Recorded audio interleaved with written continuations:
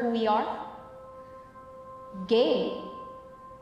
Sa palagay niyo ba, she is worthy to be your comm arts representative, Bea?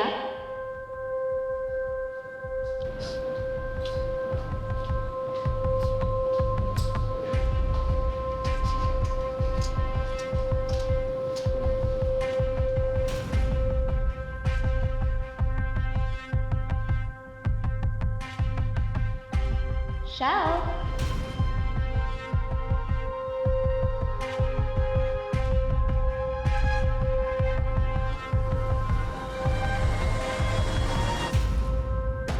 Ooh.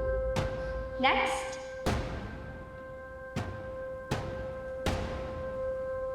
Next. Next. Camille! Hindi totoo yan! Camille! Hindi totoo yan! Girl, this is my time. So please don't interrupt me. Huwag kang bastos. I agree, guys. She's pretty charming. I, for a fact, wanted to be her friend too. But yesterday, I saw her. I saw her na nagkakalat. That's why I took those photos, because my eyes couldn't believe it. So, yan ba? Yan ba yung representative na gusto ninyo? Yung makalat? Aba, baka kung ano pa yung ikakalat niya sa student body. So if you guys still don't believe that I should be the comms art representative, huwag niyo namang hayaan na ang magiging mukha ng isa sa pinaka-dynamic na department of this university is someone with questionable morals. She doesn't deserve to be a representative. She doesn't even deserve to be in this school.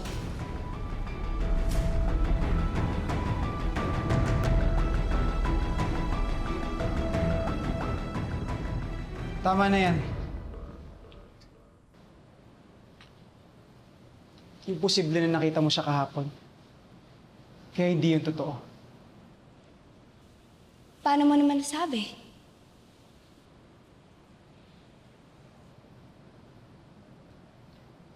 Dahil kahapon, magkasama kaming dalawa.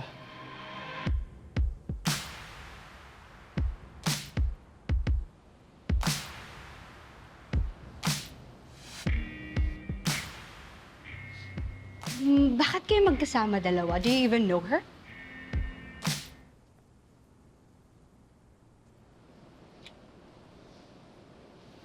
She's my girlfriend.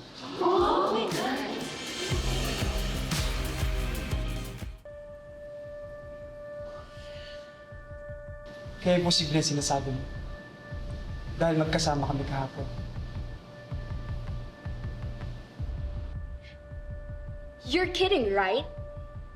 So ang sinasabi mo na kilala mo itong babaeng to at may relasyon kayong dalawa? Nero is saying that you're lying. At ako pa ngayon ang sinungaling. So sinasabi mo bang sinungaling ang mga feral? Tsaka ba gusto mo i-check yung Forbes list na sinasabi mo? Check mo lang kung pang ilang kami sa listahan ng mga bilyonaryo. Not to mention, accusing us of lying is something na hindi mapapalampasan ng pamilya namin. Because the Pharrells are many things.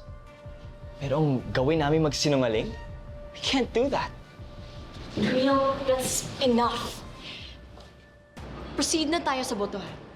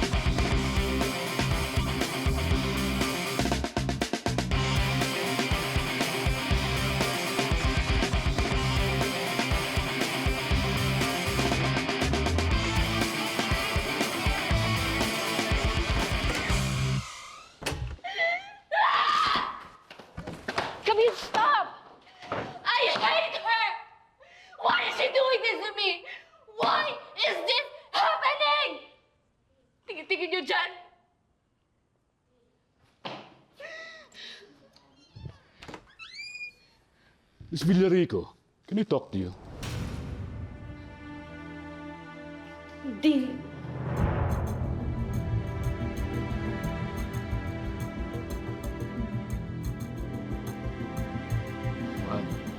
Na naman yung baby. Sige. May lang. girlfriend? Girlfriend mo ako, Nero? Kailan pa? Hindi ako nasabi yan at wala rin akong memo na natanggap. Ayaw mo ba? Anong ayaw ko ba? To be fair, Nero has a point. Privilege ka na naging girlfriend ka ng isang feral eh. Tumigil ka nga. Isa ka pa. Talaga bang hindi nagsisinungaling yung mga Ferel? So anong tawag sa ginawa ni Nero kanina? Katotohanan? Alam kong we live in a post-truth world, pero that is not a license para magsinungaling tayong lahat. Well, technically, it's not a lie. Anong technically that is not a lie pinagsasabi mo? Technically, nasa mansion ka kagabi. Kasama mo ako. Si Troy, si Aldous, si Tristan, Lola Garp, Madam Serafika, at si Nero. Nasa mansyon na ako kagabi dahil cook niyo ako. Eksakto. So, hindi nagsisinungaling si Nero. Ano bang pinagsasasabi niyo? Sinabi niya sa buong eskwelahan na girlfriend niya ako. And I am not his girlfriend. Cook niyo ako. Hindi ba kasinungalingan yon? Are you happy? Opo, sobra. Are you happy na ikaw ang girlfriend ni Nero?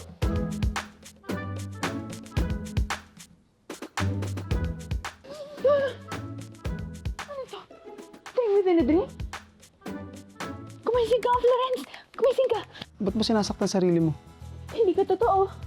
Hindi ako makikipag-loving sa'yo. Because I'm a good girl in a good world and it's not a good thing if you kiss me. Anong kailangan mo? She's a good person. Huwag mo siyang saktan. Bakit ko naman sasaktan si Florence? Alam ko kung bakit mo ginawa yun kanina. You're trying to use Florence to hurt Antonia. First chance you get, you better cut it off. Stop pretending like she's your girlfriend before someone gets hurt.